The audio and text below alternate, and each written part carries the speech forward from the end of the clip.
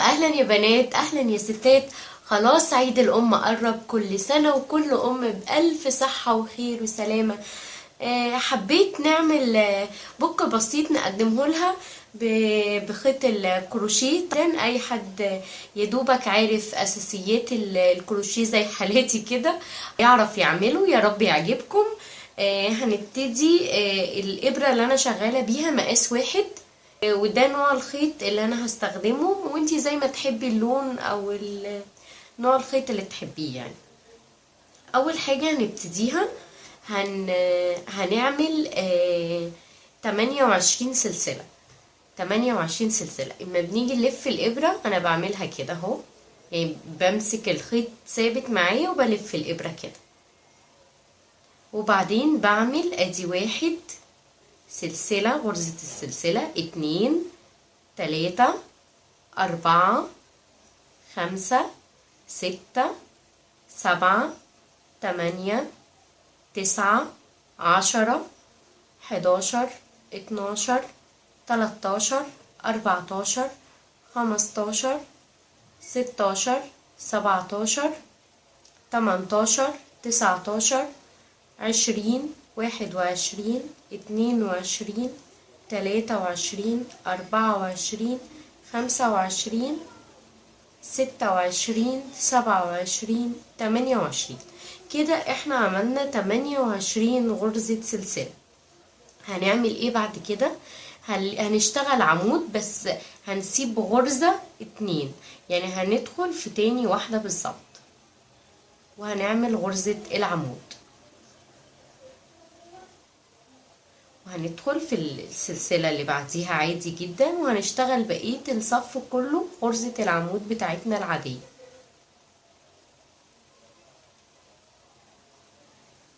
يعني كده احنا سيبنا واحدة، يعني هيبقى معانا هندخل في 27 غرزة السلسلة، هندخل فيهم 27 عمود.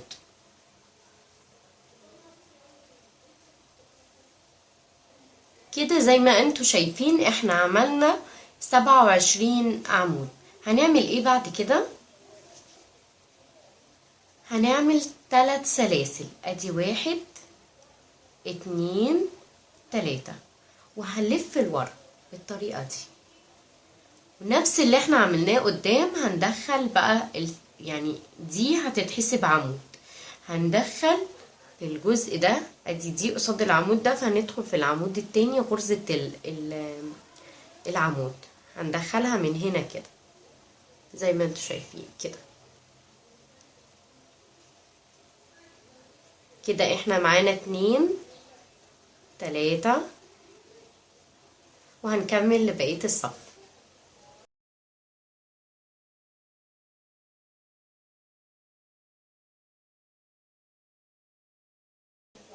كده احنا خلصنا الطبقة التانية من 27 عمود. هنعمل برضو 3 غرزة سلسلة وهنقلب لقدام، يعني احنا بنمشي دور فوق وبعدين بنقلب وبعدين بنشتغل برضو عمود. هندخل كده، لازم واحنا شغالين نتأكد ان مفيش غرزة زيادة جت معانا، يعني زي ما بدأنا بال27 هننتهي برضو بال27. هنكمل لحد ما يكبر معانا. فين احنا عملنا 27 دور، يعني عملنا هنا بالعرض 27 عمود، وعملنا بالطول 27 دور. هنعمل ايه؟ خلاص هنقفل شغلنا عادي جدا بالطريقة دي. بس قبل ما اقول لكم هنعمل ايه، محتاجين نعمل تبطينة للجزء ده، بس نخلي الجزء اللي احنا ابتدينا فيه اللي هو ده الجزء اللي هي بداية السلسلة خالص، هنخليه من فوق عشان احنا هنقفله كده. بس قبل ما نقفله هنجيب ده اسمه قماش تبطينة، هنظبطه بالمسدس الشمع، يعني هنتني تانية بسيطة من هنا وتانية بسيطة من هنا علشان نلزقه فوق ده. هقول لكم هنعمل ايه.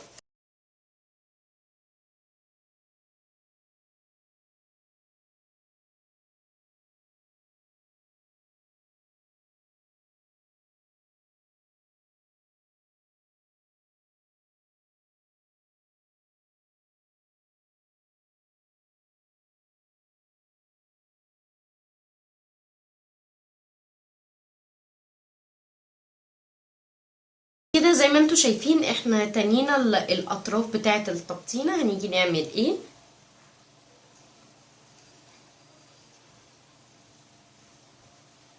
هنحطها بالشكل ده. نخلي مسافة ما بين الجناب هنا، يعني احنا مش هنلزق على الطرف بالظبط، لا هنخلي فيه مسافة.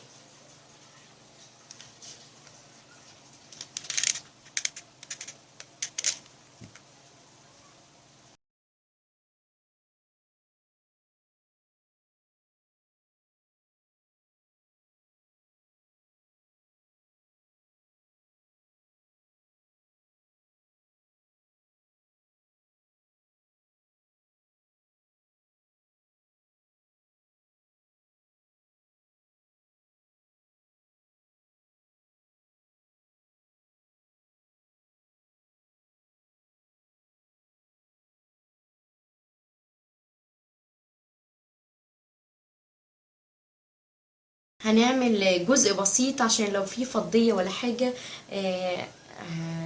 تتحط من هنا اهو. هنتني نفس الحكاية، هنتني تانية بسيطة من على الأطراف ونظبطها.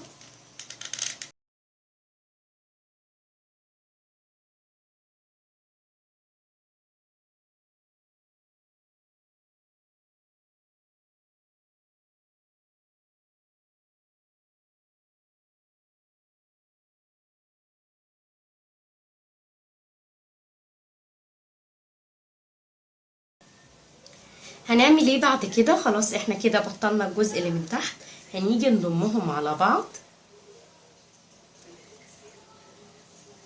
طبعا انت ليكي حرية اختيار الالوان، انا بميل للون الاحمر فابيض. هنعمل ايه؟ هنيجي من على الطرف من تحت، هنلاقي في عمودين مقابلين لبعض الطريقة دي. هنجيب الخيط الاحمر وهندخل الابرة وهناخد لفة كده. تمام، هنعملها 2.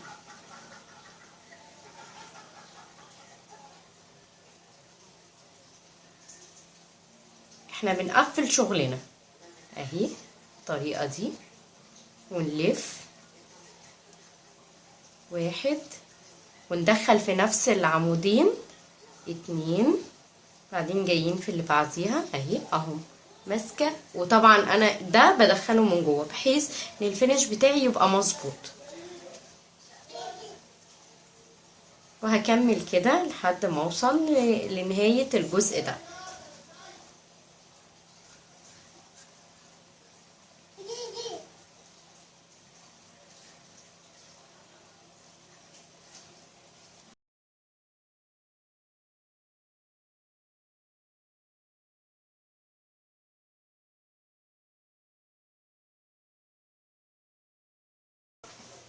كده احنا خلصنا الجزء اللي هو فيه التقاطع بين الجزء ده والجزء ده. هنعمل ايه؟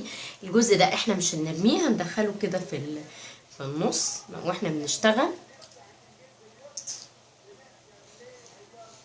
هنقفل عادي. هنعمل ايه بقى؟ 3 سلاسل، ادي 1 2 3، وهندخل هنا اهو، يعني هنيجي بورب كده من ورا او حوالين السلسلة اللي احنا عملناها وهندخلها كده ونقفل. خلاص احنا عملنا اللي هنا. هنيجي في العمود اللي بعديه هنعمل نفس الحكاية، 3 سلاسل، ادي 1 2 3، وهناخدها من هنا كده من ورا لقدام زي ما انتوا شايفين، وهنلف عادي شغلنا عادي جدا، موضوع بسيط جدا. هنيجي هنا برضو 1 2 3 وننزل من تحت كده. تمام اهي. احنا بندخل في العمود اللي احنا عاملينه واحدة بس اهو العمود. 1 2 3 وهكذا بقى هنكمل لحد ما نشوف هنعمل ايه. كده زي ما انتوا شايفين احنا عملنا في ال 12 عمود. بعد كده هنعمل 6 سلاسل. ادي 1 2 3 4 5 6 زي ما انتوا شايفين. هندخلها ادي عمود 2 في تالت عمود بالطريقة دي. هنعمل ايه بعد كده؟ هنشتغل بقى شغلنا العادي جدا. ادي 1 2 3 وهندخلها برضو زي ما ابتدينا زي ما عملنا هنا. هنعمل في الجزء ده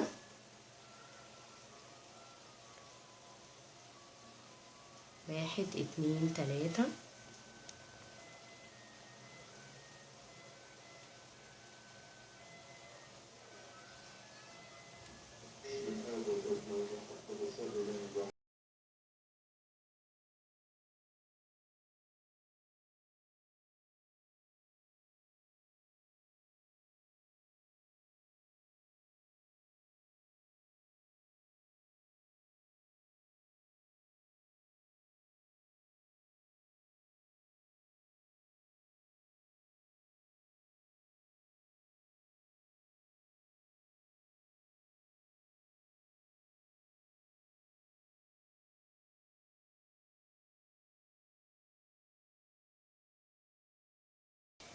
كده زي ما انتوا شايفين احنا وصلنا خلاص للجزء ده. احنا محتاجين نقفل برضو ده. هنقفله ازاي؟ هنجيب الابرة من هنا لحد هنا كده وندخلها كده ونبتدي نشتغل التقفيلة بتاعتنا زي ما احنا عملنا اهي كده.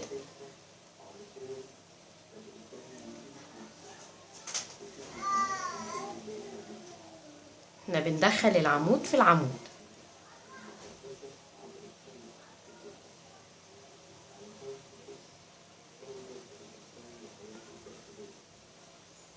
البوك بسيط جدا، لو انتي قعدتي عليه مش هياخد منك ساعة زمن.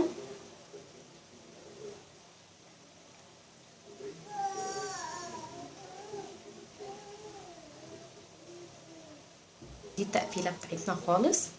نعمل كده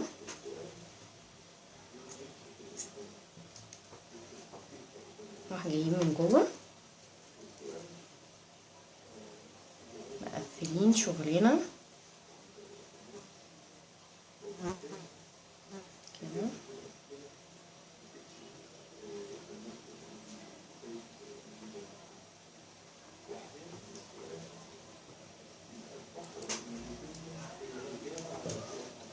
لو في اي زيادات طبعا احنا بنظبطها اهي دي الزيادة.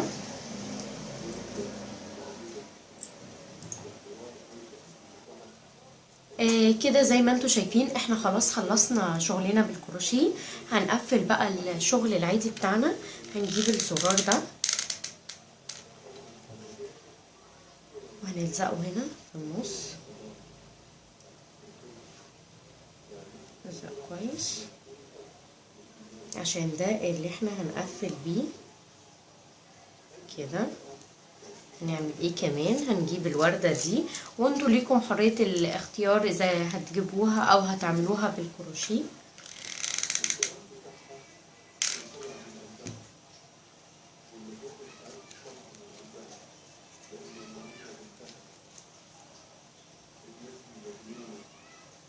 وده الشكل النهائي. يا رب يكون عجبكم. لو عجبكم ما تنسوش اللايك وما تنسوش الاشتراك في القناة علشان تكبر بيكم ويوصلكم كل جديد. مع ألف سلامة.